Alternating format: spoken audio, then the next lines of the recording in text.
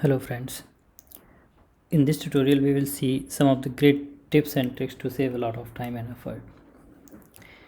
Okay, so before that I would really recommend and request that do practice a lot about writing XPath in different website, and mostly like e-commerce website like Flipkart, Goivo.com, some of the Shadow DOM, LinkedIn, Twitter, etc. Write the XPath in these websites, so you will get a lot of scenarios and different kinds of um, scenarios you will get, from which you will learn a lot. And try to write the relative XPath mostly with respect to some other element. That will really help you a lot. Okay, so tips and tricks to save more time. Here, like if you doesn't want to open the select dev tools and selector sub tab directly, you can copy the XPath or any of the related selector which you want. But I would really recommend do this thing when you are really expert and good in writing, or if you want to see, or if you are not able to generate that you can, in that case you can use this. Then while writing automation script, if you got tired and each and every time doing the same thing, and you want to like save time, in that case there's a append command feature. You can set the driver command, like you need not to type the driver command every time in your automation script. So here you can set that driver dot, let's say, find element. This command could be anything, like in any language, by dot XPath. And here wherever you write the XPath, just replace that with XPath value keyword and press enter. You see that your complete command is ready, and this you can directly copy from here. To copy the value, you can click anywhere here or anywhere here to copy this respective value. If you want to edit anything in this value, you just click on this, it will copy and paste here, and you can edit that value. So this is really simple, and you need not to set this command again and again. If whatever UI you will set it here, if you open next time selector sub tab, it will open with the same UI. You see whatever you have set.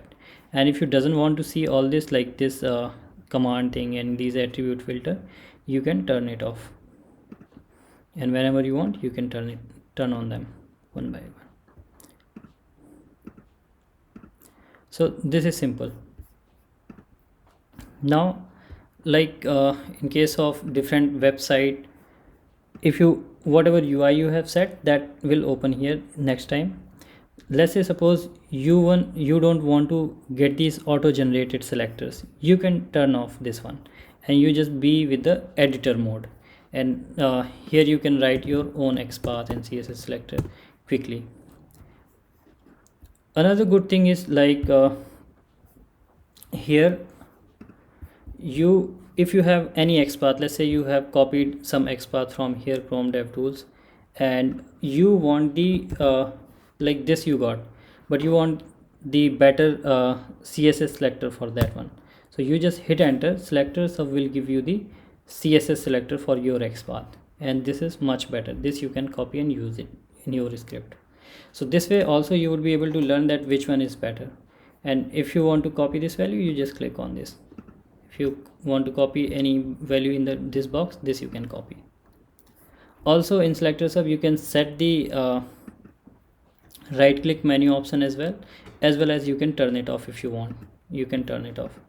Now you will not get the right click menu option. If you want, you can turn it on, and whichever value, like you doesn't need JS path, you doesn't need absolute XPath, this you can keep it off, and then whichever you will keep, that you will get. Another good thing for the Cypress user or any of the person who is using JavaScript framework, this selector sub also gives the JS path. This you can directly use it in your script, document.query selector, and with the CSS selector. And the CSS selector which you get from selector sub, it is highly optimized. It is relative, like no other tool will give you as optimized relatives CSS selector which selector sub give. You can compare.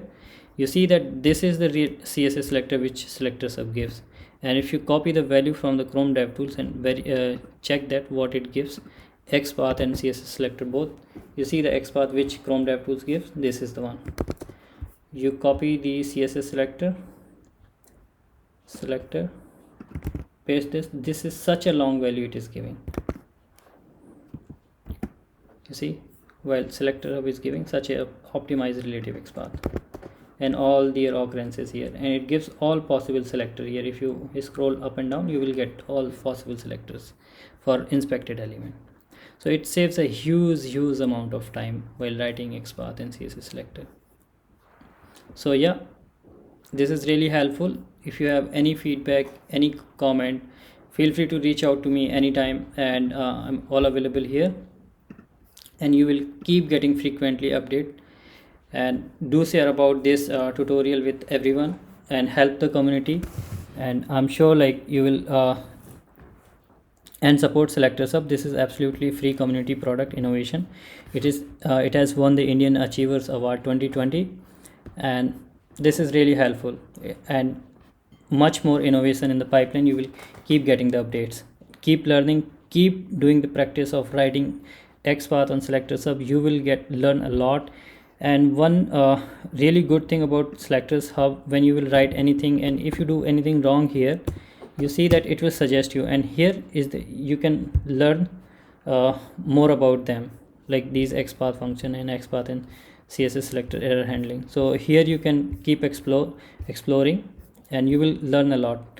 I'm going to create a separate CSS selector tutorial series, so that soon I will upload.